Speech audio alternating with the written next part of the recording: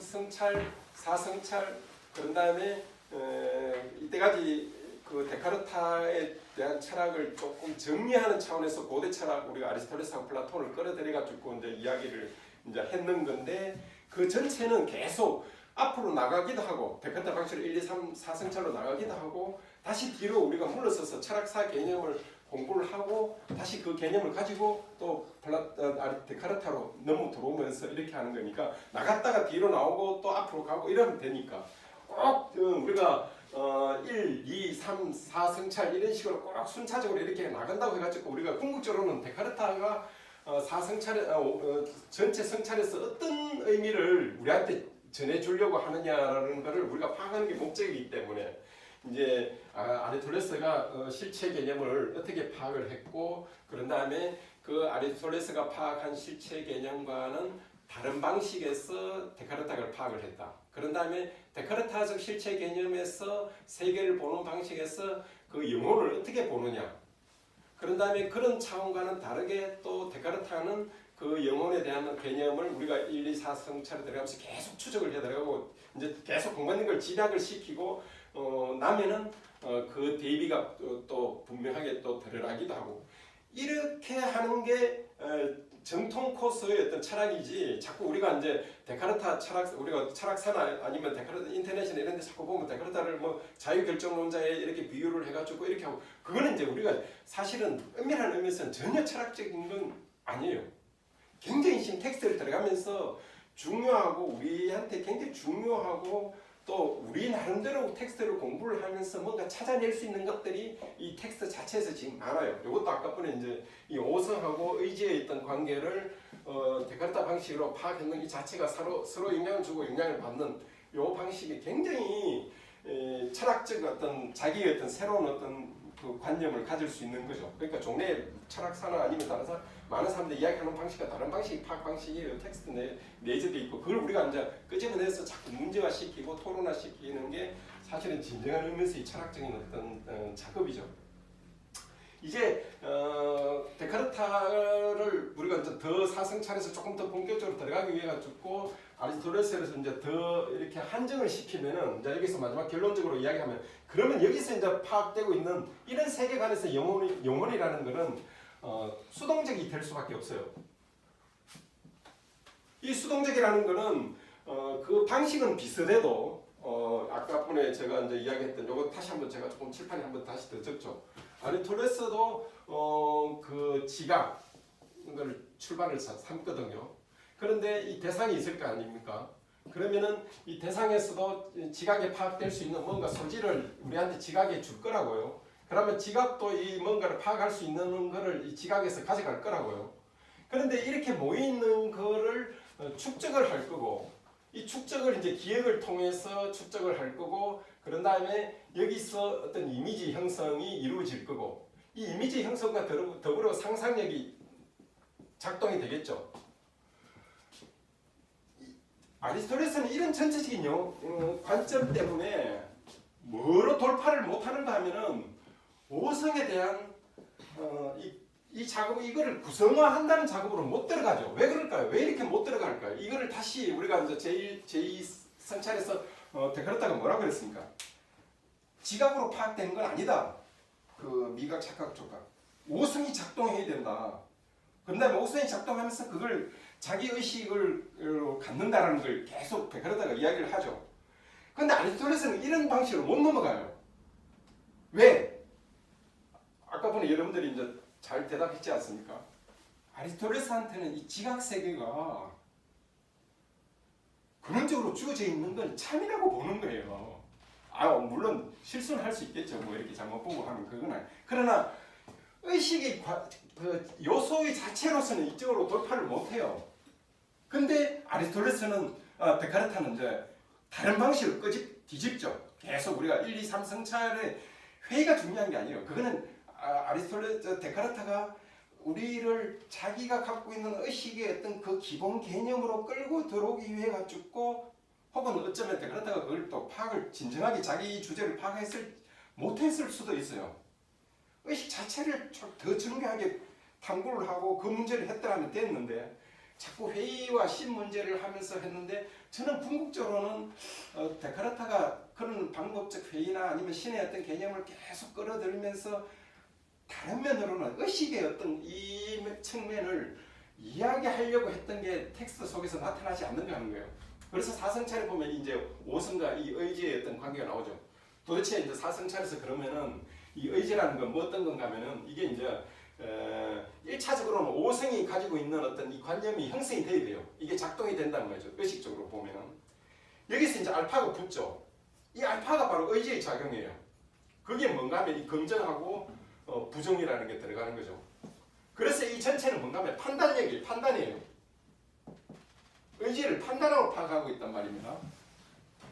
그리고 여러분들 그 텍스트에서 보면 나오지만은 오성이 명료하게 명석판명하게 파악이 되고 했다는 그 자체를 여기까지 신이 딱 고정을 했지 않습니까?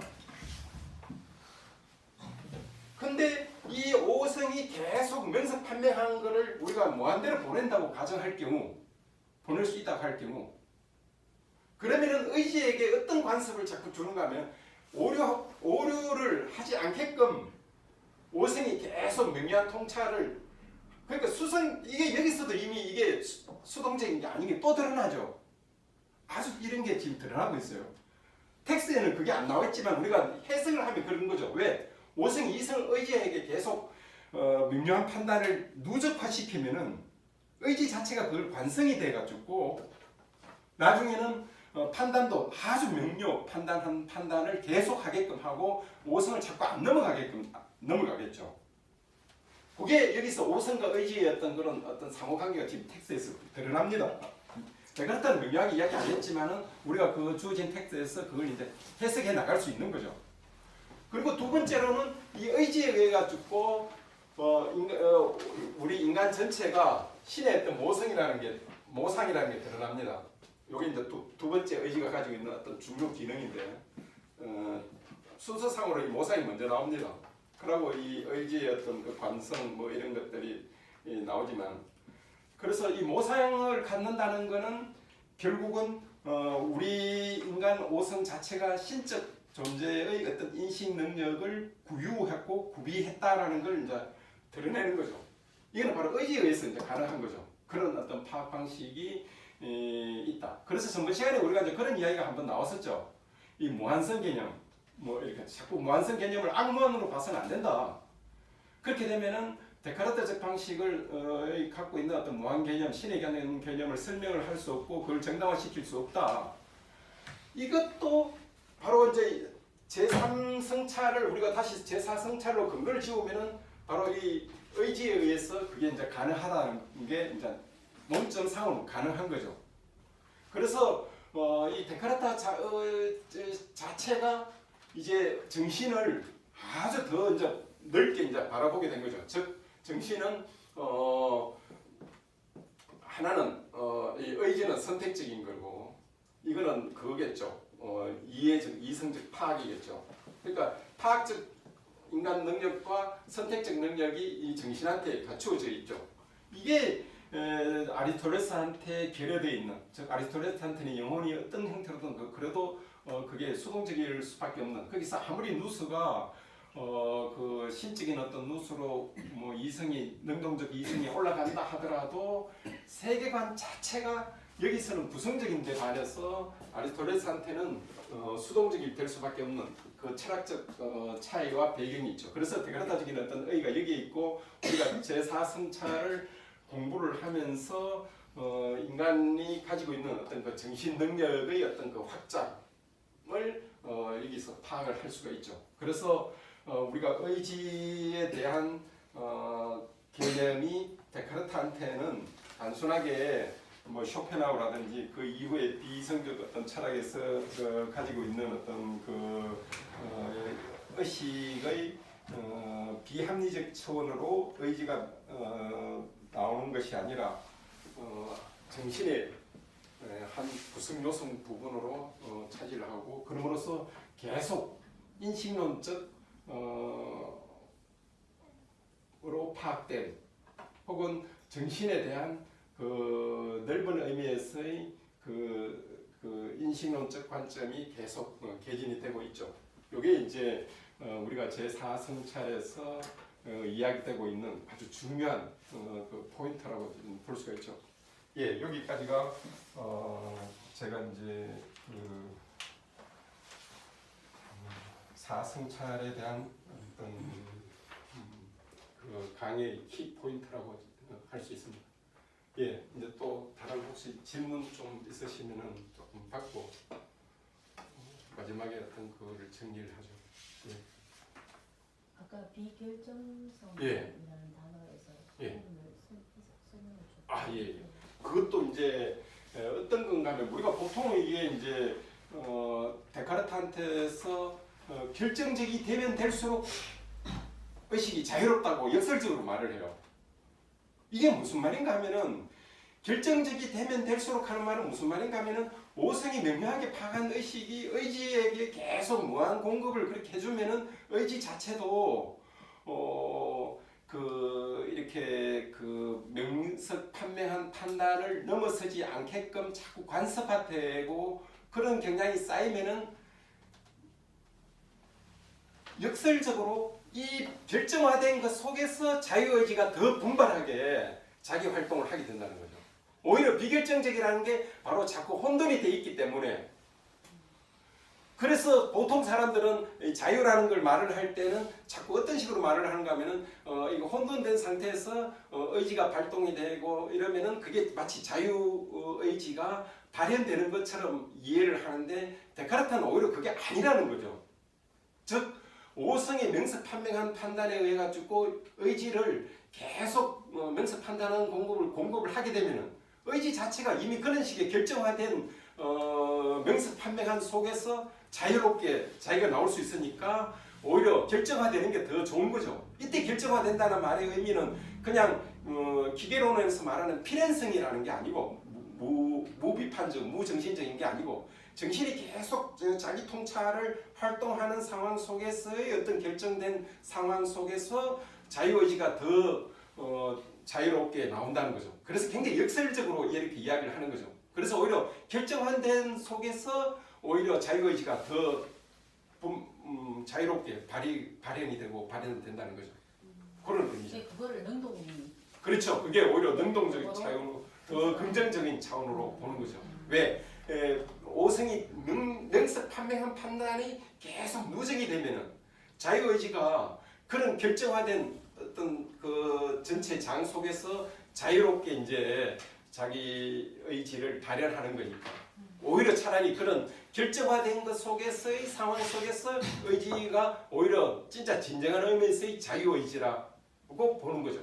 그래서 여기서 우리가 하나 놓치지 말아야 될 거는 데카르트 사실은 이거를 주제화하지 못했지만은 이 오성이 의지를 그 어떤 형태로든 자꾸 영향을 주고 관습화시키고 말하자면 조금 쉬운 말하면 길들이는 거죠. 자꾸 그렇게 길이 많이 들여놓으면은 의지도 나중에 이 오성에 의한 의지의 그 범위 내에서 즉 명석 판명한 판단 내에서의 의지 발현이 가능하다는 거죠. 아니 이건 데카르트 생각입니다. 네, 저는 그 말씀을 좀 다르게 읽었는데 예예. 이 텍스트에서 나오는 의미는 결정성이 있다, 비결정성이 있다라고 얘기하는 것은 그 의지에 대한 설명으로 제가 읽었거든요. 예예. 예. 의지 자체가 이제 이걸 이제 뭔가를 결정하겠다라든지 결정하지 않겠다 또는 이제 같은 말로 내가 긍정하겠다, 부정하겠다라는 이런 거는 이제 의지가 하는 일이고 오성이 이걸 아주 결정성을 가지고 오성이 이렇게 의지한테 그러니까 오성에 대한 설명이 아니라는 거죠. 그 결정성 있다, 비결정성이다라는 이 서술적인 말은 이 서술은 무엇을 서술하는 거냐 하면은 이제 의지를 서술하는 말인 것 같거든요. 그러니까 저는 그렇게 읽었는데 쌤 지금 말씀하신 거는 이거는 오성을 서술하고 있는 말이다라고 말씀하십니까? 아니요. 오성을 설명하는 게 아니라 오성과 의지의 관계를 말하는 거죠. 저는 오히려 결정성이다, 비결성이다 하는 건 의지의 아주 본질적인 성질을 지금 묘사하는 것 같은데. 그게 이제 여기서 이제 계속 무슨 이야기가 나오는가 하면은 이 도대체 왜 의지가 자꾸 관여를 하냐는 거죠. 명석 판명한 판단에 이루어진 것에 대해서. 근데 이제 그게 두 가지가 있죠. 하나는 명석 판명한 판단에만 머물러져 있는 것만 의지가 받아들이면 괜찮은데, 그게 뭐 수능을 해서 하면 되는데, 첫 번째는 명석 판명하지 않은 것에 대해서 일단 의지가 자꾸 관여를 하게 된다는 거죠. 그게 첫 번째고. 그런 다음에 두 번째로는 명석 판명한 것이 만약에 우리가 누적이 된다면 자꾸 이게 이제 자꾸 이제 무슨 텍스트가 이야기가 자꾸 나오는가 하면은 우리가 그때밖에 신을 의식하고 신에 대한 어떤 그 의식을 가지고 있을 때는 잘 오성이 이루어져 있기 때문에 의지가 잘 오류로 빠질 가능성이 적은데, 보통 우리가 일상적인 어떤 삶을 가질 때는 자꾸 그런 어떤 신적인 인식의 차원이나 그런 다음에 거기서 이루어지는 어떤 오성적 차원의 어떤 판단에서 자꾸 멀어지게 된다는 거죠. 그렇게 멀어지는 그 상황 자체는 결국 뭘 말하는가 하면 의지가 이제 작동할 가능성의 여지를 굉장히 열어준다는 거죠. 그걸 이제 뒤집어서 자꾸 생각을 하게 되면은 그런 매 순간마다 우리가 이제 신의 판단이나 명석 판단을 계속 관여를 하게 되면은 의지가 끼어들 여지가 계속, 즉 자의적 판단을 할 여지가 계속 줄어들게 되는 거죠. 그걸 더 이제 논리적으로 우리가 습관화, 관습화된다라는 가정을 우리가 한다면은 제 이제 해석은 그겁니다. 그렇다면은 이제 의지의 자의적 판단의 가능성이, 개입할 가능성이 점점 더 줄어들지 않겠느냐는 거죠. 이건 텍스트, 그러다 자신이 아직도 문제화시키지 못했던 문제예요. 그러나 우리가 지금 이제 해석은 그렇게 이제 제 나름대로 이제 해석을 해본 거죠. 그거는 이제 쌤 비판을 제가 또 다시 나중에 한 번 더 재검토를 한번 해보죠. 근데 제가 다시 읽어보니까 참 말씀이 맞네요. 비유를 하자면, 예? 비유를 하자면, 예. 이제 두 집단 간에 이제 뭐 의견 교환이 있을 때 이제 이쪽 말도 맞고 저쪽 말도 맞을 수 있는 상황이잖아요. 그렇죠. 근데 그런 상황에 대비해서 미리 프로토콜을 딱 정해 놓으면 이제 그게 5성이라는 프로토콜을 정해 놓으면 그 이제 결정적으로 또 이제 오류 없이 혼란 없이 어떤 두 집단의 공통 이익을 만족시키는 그걸 의지적으로 할 수 있다는 판단할 수 있다는 거잖아요. 대중하게. 그렇게 저는 이해했거든요. 그래서 이제 이런 거죠. 우리가 철학을 해석을 할 때 이 텍스트를 우리가 볼 때, 읽어낼 때, 그런 다음에 우리 거로 이제 가져올 때 틀릴 수는 있어요. 그러니까 제가 해석을 또 잘못할 수 있고, 아니면 또 서 원장님 또 잘못 보고 또 다른 볼 수 있는데, 그러나 해석은 해석이니까. 즉 무슨 말인가 하면은 거기에 이제 틀렸다, 안 틀렸다는 이런 차원으로 보기보다는 우리의 인간 인식을 어떻게 하면 더 넓게 확장해서 다른 차원에서 볼 수 있지 않느냐라는 그런 차원에서는 이제 우리가 얼마든지 해석이 가능하고 의견 교환이 가능하고 문제를 교류할 수 있죠.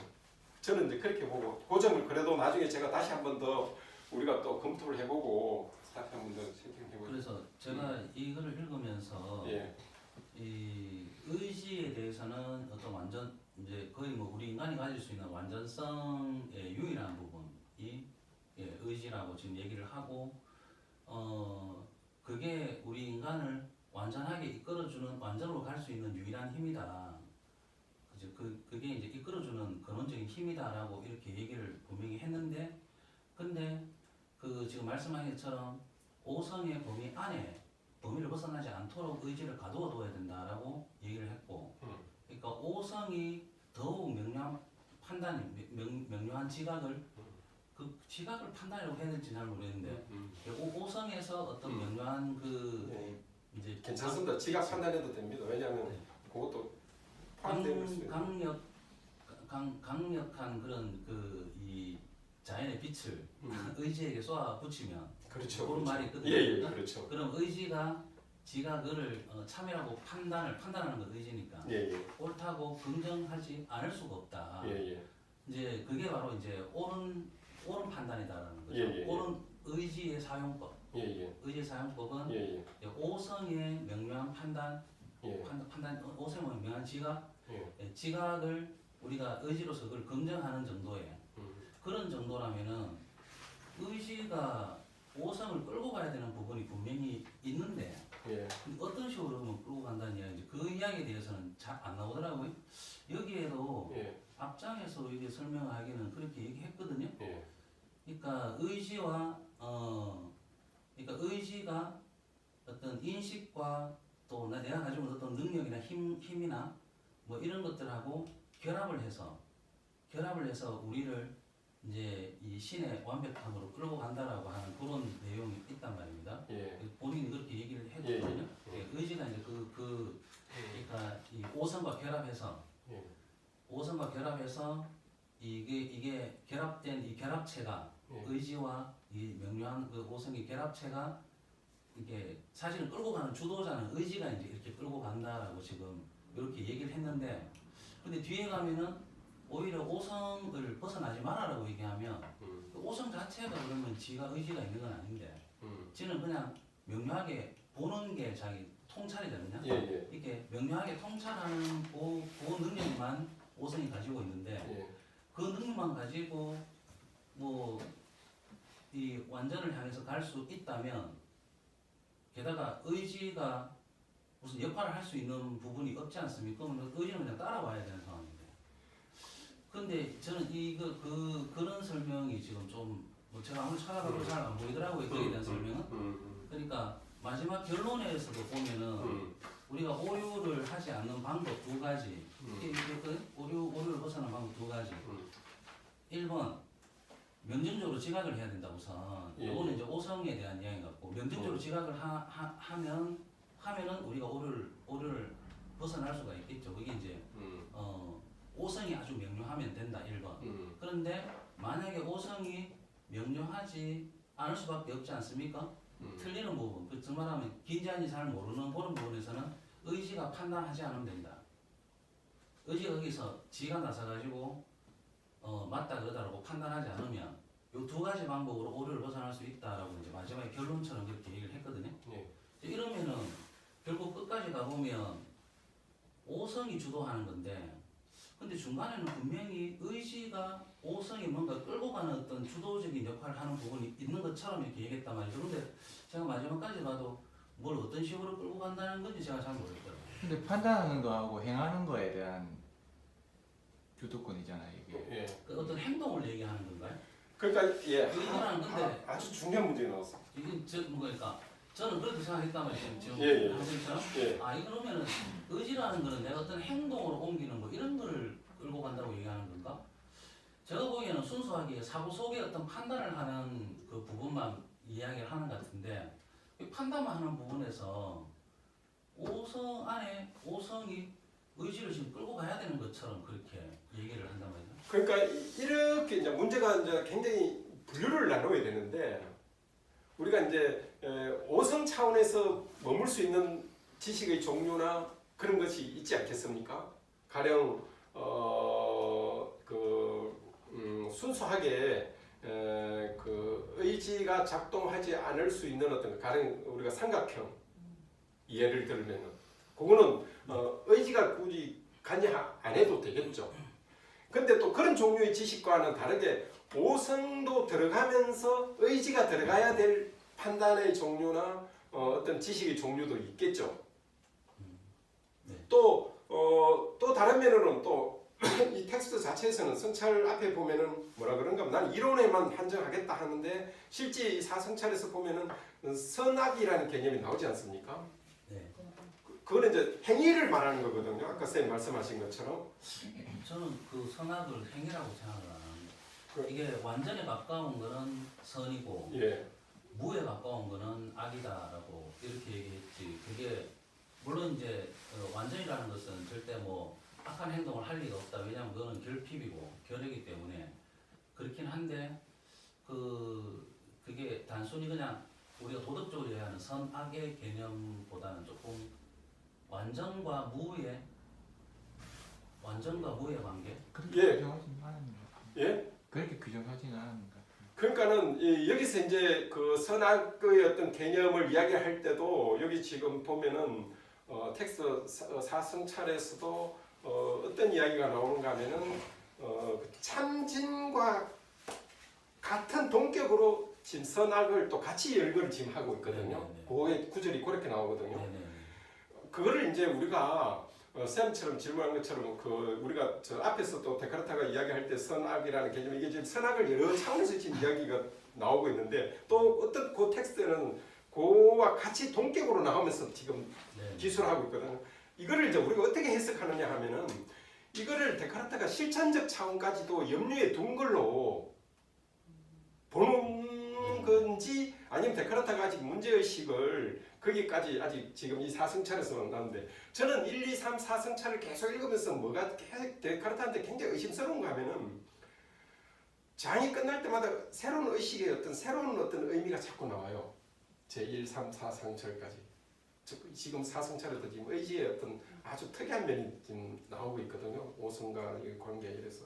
그래서 제 지금 문제의 포지션은 이런 겁니다. 어느 하나를 딱 해가지고 이걸로만 딱 밀고 나갈 수 있는 게 아니고 다차원적으로 지금 여러 가지 차원으로 이제 고려를 해봐야 되는 차원인데 데카르트가 그 점까지는 지금 못 밝히는 것 같아요. 그러니까 오성과 의지가 이제 상호 상호 영향을 주고 받는다라고 지금 말씀하셨는데, 예. 근데 지금 오성이 의지에게 이제 영향을 주는 거는 지금 뭐 텍스트에 주고 있고 있는데 있는데 오성한테 주는 영향이 뭔지를 그거는 이제 명확하게 얘기 안 나와요. 나와 있죠. 어떻게 나와 있는가 하면은 이제 내가 어떤 신의 내 인간적인 관념을 가지고 있단 말입니다. 내가 불완전하고 뭐 아니면은 신에 대한 어떤 모상이니까 내가 신에 대한 모상일 수 있는 가능성은 오성으로서는 그렇게 판단을 못해요. 여기서 이제 의지가 작동하는 거죠. 인간이 이렇게 자기가 불완전하면서도 신에 대한 어떤 관념도 가질 수 있고 이거 보니까는 여기서 이제 판단이 이제 딱 의지가 개입되죠. 이거 보니까 인간은 신과 유사한 형태의 인식 능력을 가질 수 있다. 이거는 의지가 이제 판단해 주는 능력이에요. 그러니까 오성으로서 전혀 도달할 수 없는 어떤 결론들, 그런 가능성들을 유추를 추로를 통하고 유비를 통하고 이런 방식으로 뭐 통해서 우리한테 이제 그런 거를 판단 내용을 전달해 주는 거죠. 그러니까 지금 전에도 이제 전문 시간에도 문제가 되는 것 중에 하나가 뭔가 하면은 어떻게 인간이 유한한 인간이 신에 대한 어떤 무한 개념을 신이 무한하다는 것을 가질 수 있을까라는 어떤 인식론적 차원의 문제가 되지만은 의지가 만약에 작동이 된다면은 또 그것도 이제 의미가 이제 또 가는 거죠. 자꾸 이제 이런 데서 의지의 어떤 그 능력이 이제 자꾸 나타나고 하는 거죠. 그래서 의지가 사실은 여기서는 단순히 여기 이제 긍정 부정만의 차원이 아니라 인간이 자기 의식을 해석을 해 나가는 보다 더 폭넓은 어떤 인식의 어떤 그 방식으로 지금 작동하고 있는 것 같아요. 그게 아까 그 말씀하신 어떤 그 심리적이고 좀 이모셔널한 그런 의미의 의지가 있습니까? 그렇게까지만 연결된다면 얼마나 이제 텍스트에서 우리가 이제 발견해내고 논거를 찾아내면은 얼마나 좋겠어요. 그건 이제 우리가 데카르타 텍스트를 이제 계속 연구를 해보고 이러면서 어떤 하나의 어떤 그 실마리만 우리가 좀 오더라도 잡더라도 다시 이제 여기 가져와서 그 해석을 이제 보충하고 할 수 있죠. 그래서 아직 지금까지 나타난 바로는 그런 것들이 명료하게 지금 안 나타나고 있는 거죠. 그러나 여기 분명한 거는 우리가 데카르타 텍스트를 통해서 의지와 오성이 일방적인 서로의 관계가 아닌 그런 어떤 서로의 어떤 그런 관계가 지금 텍스트에서 계속 지금 군데군데 있는데 데카르타가 아직 이 문제를 아주 정교하게 의식의 어떤 통일적 관점에서 지금 못 바라본 것 같아요. 제가 보는 바는. 왜냐하면은 성찰을 해나가면서 계속 의식의 어떤 새로운 면들이 계속 지금 밝혀지고 있단 말입니다. 그 말은 무슨 말인가 하면은 이 새로운 의식 방식은 우리가 1성찰, 2성찰, 3성찰에서 나왔던 의식의 어떤 여러 방식이 그때 같이 작동이 됐다면 더 복잡하게 어떤 문제로 논의가 됐을 건데 그때는 막 계속 어떤 새로운 의식을 자기 의식을 찾아내가는 과정이었으니까 많은 문제점이나 논의들이 아마 빠졌지 않겠나 저는 그렇게 봅니다. 네. 그래서 선생님 그 질문하시는 것도 조금 데카르타의 어떤 정신에 대한 넓은 의미에서 혹은 인간이란 무엇인가에 대한 아주 데카르타에서 인간이란 무엇인가에 대해서 넓은 의미에서 계속 고찰할 수 있는 어떤 하나의 통찰이기 때문에 가지고 우리가 있어야 돼요. 그거를 계속 그 비판점을 가지고 있다가 나중에 어느 텍스트에 가서 다시 또 우리가 문제점으로 이렇게 제기하고 발견할 수 있는 그럴 수 있는 것 같아요. 그 데카르트는 큰 관념 바다에서 이렇게 벗어나기 위해서 이제 등대를 만드는데 그렇지. 구체적으로 어느 해안에 갈지는 맞아요. 정했는데 어느 지점인지 정확하게 모르는 거죠. 그죠? 이것도 보고 막 저것도 지금 보고 막 이런 면을 지금 이제 막 끌어들이는 것 같아요. 그러나 분명한 거는 우리처럼 이렇게 막 텍스트를 이해하게끔 딱딱 던져주고 딱딱 답을 주고 이렇게 딱딱 나갔으면 좋을 건데 자기도 지금 의식 속에 들어가가지고 막 찾아 나가는 과정에서 막 이런 면도 있고 또 저런 면도 있으니까 막 이렇게 이제 의식을 이렇게 밝힌 것 같아요. 근데 의식 자체가 인간 자체가 워낙 무한하기 때문에 무궁무진하기 사실 이게 현대 철학이나 이런 데 들어오면은 이와는 또 전혀 다른 차원이 지금 전개가 되거든요. 그게 이제 마지막 제가 6강 할 때 조금 더 현대의 의식이나 이런 여러 가지 면을 이제 조금 이야기할 수 있을 것 같지만 지금 잠정적으로는 이제 그렇게 우리가 지금 유보를 하죠. 예. 근데 아주 쌤이 그렇게 이제 잘 보시고 또 저도 이제 그 문제의식으로 계속 지금 추구를 탐색에 들어가고 있고 그거를 우리가 꼭 기획을 해놨다가 계속 데카르타에 대한 어떤 그거를 이렇게 파악해야 되는데 제 전반적인 지금까지 포지션은 데카르타가 그때마다 의식의 어떤 그런 측면들을 이렇게 다 벌려놓은 게 아니라 이렇게 쭉쭉 이렇게 찾아 나가는 과정에서 막 발견해 나가는 과정에서 이런 면이 지금 나온 게 아닌가 저는 그렇게 봐요. 지금 제가 그 사실 오성과 의식 이야기까지 나왔을 때도 제가 계속 그 끊임없이 의문을 가질 수밖에 없는 게 이성찰에서부터 시작했는 그 이 명백한 참이라는 부분, 뭐 나는 있다라는 나는 있다. 이제 거기에서 내가 있다는 것은 내가 어떻게 알지? 내가 있다는 건 내가 확신할 수 있나? 이제 여기에서 이제 삼성찰로 넘어가서 신이 내가 신의 관념을 가지고 있음으로 해서 신이 있을 것이고 내가 그 신이 있다는 걸 내가 뭐 내 자신보다도 더욱 명백히 알 수 있는 진리가 있으므로 내가 그걸 알고 있다면 내가 있다는 것도 저절로 증명이 된다. 이게 더 명백한 진리고 내가 있다는 것은 그 다음 진리죠.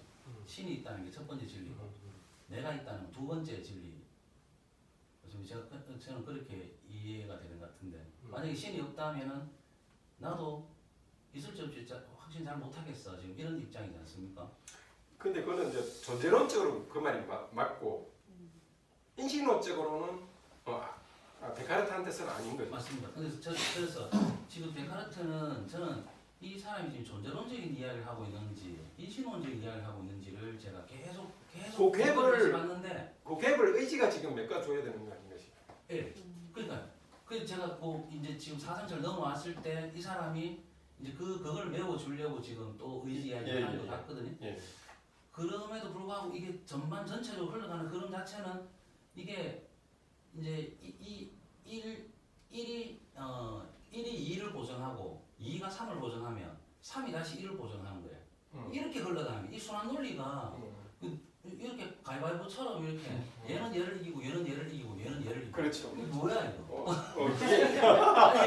그러니까 죄송합니다. 아니 저는 이게 이 데카르트 얘기하는 존재론적인 부분은 저는 이제 이해는 되거든요. 이해는 돼요.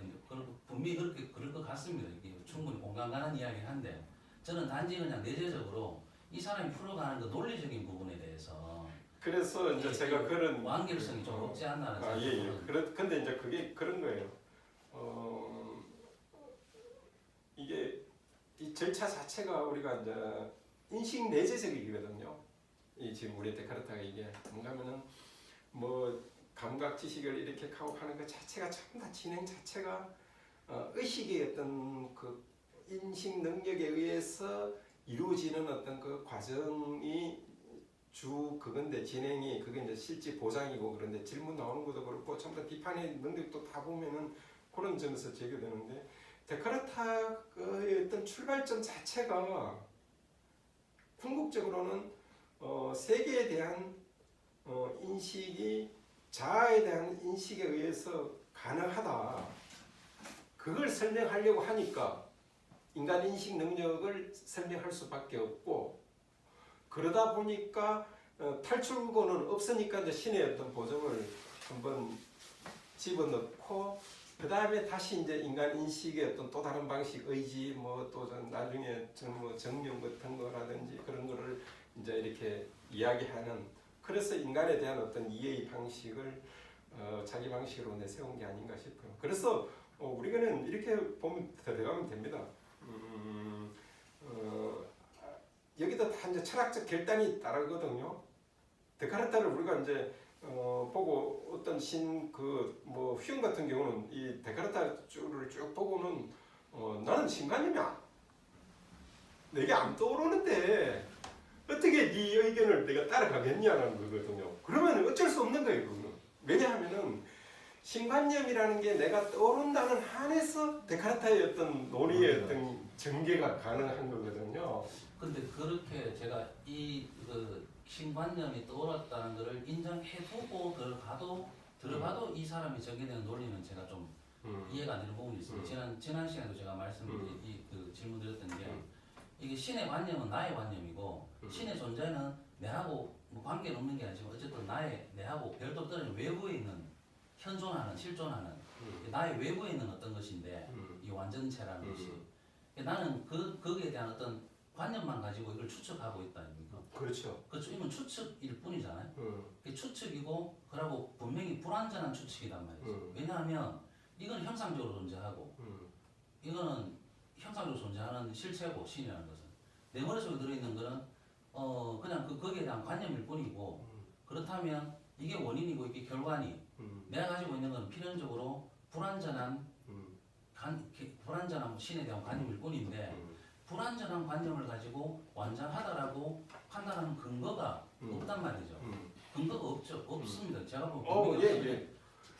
거기서 이제 실존적 결단이 들어간다니까 철학적 결단이 이제 들어가는 거예요. 제가 보기 이분은 제가 보기 상상을 하시고 아니 그거는 이제 선생님 입장에서 네네.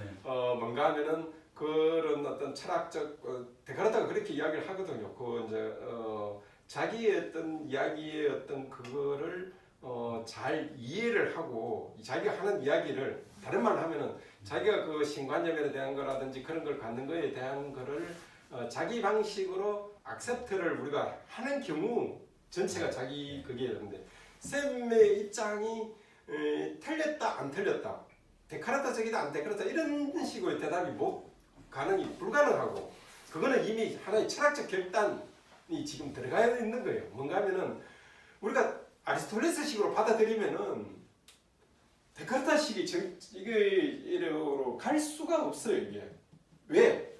데카르타식은 이미 주어진 세계가 이게 이미 완전된 세계고 내가 있고 여기 실체가 있고 그 나머지는 전부 내 속성이고 내가 이걸 바라보고 요것만 연구를 하면 끝나는 거예요. 그러니까 나는 내가 그때는 이성은 뭔가 하면 이해만 하면 되는 거예요. 그 세계를. 그런데 여기서 데카르타에서는 그 들어가는 그 과정 자체가 이 신에 대한 어떤 그 관념, 완전성, 무한성 이 개념을 우리가 어떻게 받아들일 것이냐라는 그 자체는 데카르타한테서 들어오면 뭔가 하면은 자기 의식이 통찰화하는 어떤 그 방식의 의식을 우리가 정말 통찰로 받아들이고 또 우리가 그 신의 관념이 들어오는 걸 받아들이고 우리가 또 제4성찰에서 의지가 가지고 있는 이런 어떤 그 포괄적 사유를 가능하게 해주는 말하자면은 인간 유한성을 넘어서 인간 능력을 그걸 유추로 그걸 대비로 또 다른 어떤 가능성에 대한 형이상학적 추론을 가능하게 해주는 능력을 인정을 하지 않으면 우리가 이제 데카르타식으로는 말하자면 받아들일 수 없는 거죠. 단지 우리가 이제 여기 철학적으로 계속 지금 진행해 나가고 있는 어떤 그 과정 자체는 지금 계속 데카르타의 어떤 방식을 지금 받아들이고 있는 차원에서 지금 들어가는 거죠. 그래서 쌤 이야기가 얼마든지 전개될 수 있는 이야기고 또 끝까지 이게 제가 3강 이야기를 할 때 과연 데카르타가 가지고 있는 신이 이게 증명된 거냐 아니면 요청 철학적 어떤 요청으로 지금 우리가 받아들이는 거냐 이 요청은 우리가 나쁘게 보면 안 돼요. 모든 학문은 어떤 형태로든 하나의 그 잠재적 요청을 다 가지고 있거든요. 그걸 그 학문 자체에서는 밝힐 수가 없어요. 밝힐 필요도 없고 그 요청 자체 기하 유클리드 뭐 이러면은 거기도 이미 하나의 어떤 전제가 지금 들어가 있는 거거든요. 그거를 우리가 받아들인 상황에서 유클리드의 어떤 나중에 정리 공리가 다 우리가 인정하는 거지. 철학에도 그런 게 이제 들어가 있어. 이거를 이제 우리가 그 쌤이 이제 비판하신 거나 아니면 그런 어떤 의미 그런 다음에 우리가 3강에서 이게 유아론을 극복하기 위한 전체의 과정이지만 과연 그런 의미에서 신이 진정한 의미에서 어떤 증명으로 되는 신이 증명이냐 아니면 요청된 우리가 데카르타에서 들어온 거냐는 그런 어떤 문제와 같은 맥락이죠. 그래서 쌤이 어떤 그 질문하신 것 그런 다음에 그 내적인 것은 결국은 데카르타가 이렇게 해 나가는 게 결국은 유아론을 넘어섰느냐 못 섰느냐는 문제로도 돌아오는 문제예요. 이게 왜? 그것도 맹관념이니까. 또 그런 것뿐만 아니라 지각의 대상이고. 그러나 이제 이 의지를 데카르타는 그걸 넘어서기 위해서 이제 지금 이 의지를 이제 또 새로운 어떤 능력으로 인간 능력으로 또 나왔어요. 그래서 데카르타가 자꾸 이제 자기 그거를 인간 의식의 어떤 능력을 혹은 논점을 자꾸 이렇게 보완하고 보충하고 그걸 극복하려고 하는 과정에서 자꾸 인간의 어떤 능력 자체를 또 새롭게 규정을 하고 이렇게 나와서 이게 이제 또 4강이 가지고 있는 어떤 그런 면이 그래서 그거는 철학적 어떤 비판으로 성립하고 또 그 문제를 우리가 이제 또 진지하게 데카르타를 전부 다 관로를 치고 바라볼 수 있는 어떤 그런 문제예요. 쌤 입장이 충분히 이해가 됩니다. 네, 조금 더 질문을 받고.